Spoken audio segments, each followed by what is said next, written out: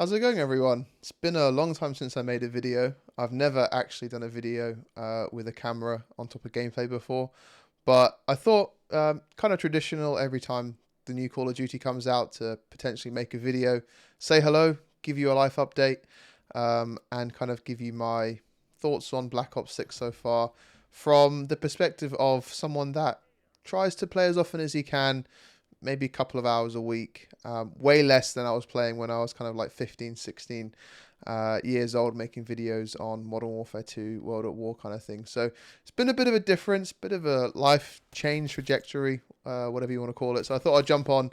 I don't know how many people are still watching this channel. If they have been subscribed for a while, and this does happen to pop up on your feed, then please say hello. It'd be great to see some familiar names of people that were watching a while ago. But I thought I'd split this video into kind of two parts. I'll do the start, maybe a little life update. What am I doing now? What do I do for work? Where do I live? All that kind of fun stuff. And then maybe just some light thoughts on Black Ops 6. So in the background, you'll see some free-for-all gameplay on the map Red Card using the MP5. I haven't figured out what kind of weapons and loadouts I like just yet. But hopefully this kind of gives you something to watch in the background whilst I'm just kind of giving you some commentary on life and updates. So, where should I start? Okay, so the last probably like proper commentary that I remember doing was probably Modern Warfare 2019, so probably 5-6 years ago.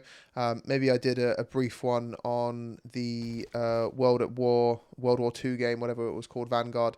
Not entirely sure. So I'll give a quick update. So for jobs, I'm working in games. Very fortunately, obviously games has been a passion my entire life. I made this channel back in 2008 when I was using a DVD player to record gameplay. And I actually used that in one of my interviews when I was applying for a job at Unity. If you don't know, Unity is a game engine, largely focused on mobile stuff, but also does some work in console and PC. And that was 5 years ago now, so that was 2019. I worked on the multiplayer side, so again, even tapped into more of the things that I was interested in, which has always been multiplayer games, Call of Duty, Battlefield, Halo, etc. So I played into a lot of that stuff whilst I was applying for that job, and very fortunately, I got it. So that was 2019. Fortunately, maybe not so fortunately, the pandemic happened. A lot of people were staying at home. My game was in multiplayer, so I was selling dedicated game servers and matchmakers. So that inherently increased the number of servers that games needed because more people were staying at home and there was more gamers, available to kind of play these games. So that was a really interesting kind of 4 years. I spent 4.5 years at Unity. An amazing company. We went from pre-IPO to IPO, which is initial public offering, where we took the company public and raised funds to then invest into the company kind of moving forward.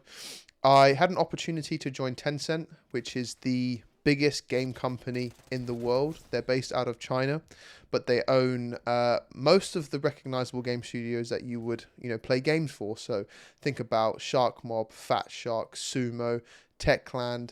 I'm sure there's a bunch of other smaller ones, Tequila Works.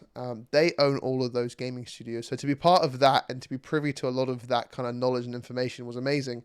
And my job was to work with the first party studios on how to support their games, getting ready for launch, matchmakers, back-end systems, voice and chat.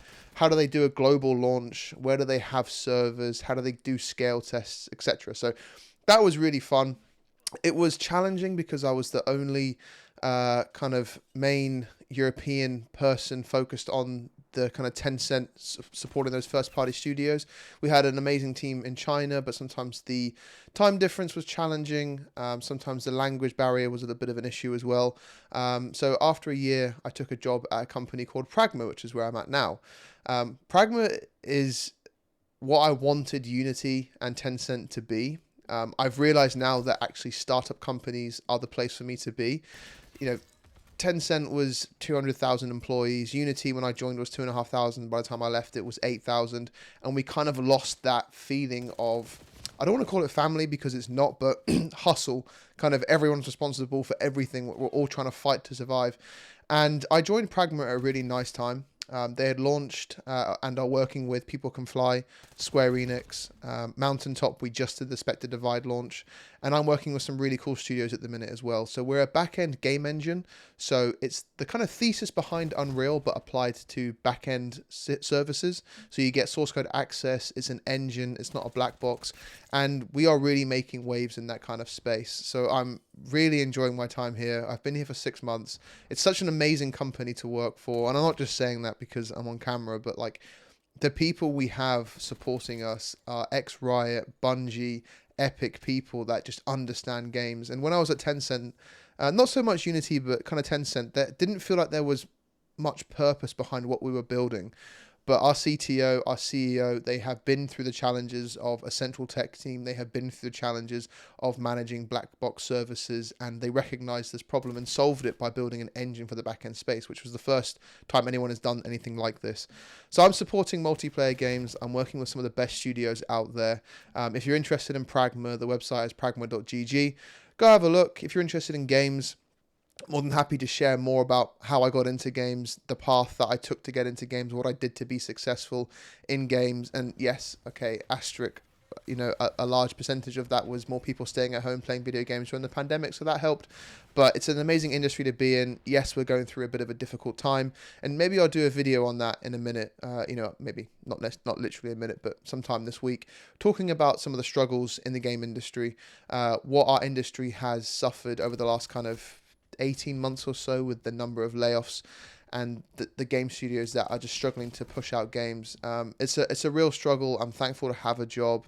I know over 15, maybe 20,000 people have lost their jobs over the last 18 months. So it's a blessing to be here. I recognize I actually haven't had an opportunity to talk about me and what I'm doing in life. I think that actually kind of gives you a nice overview. I started this channel in 2008. I'm 30 now.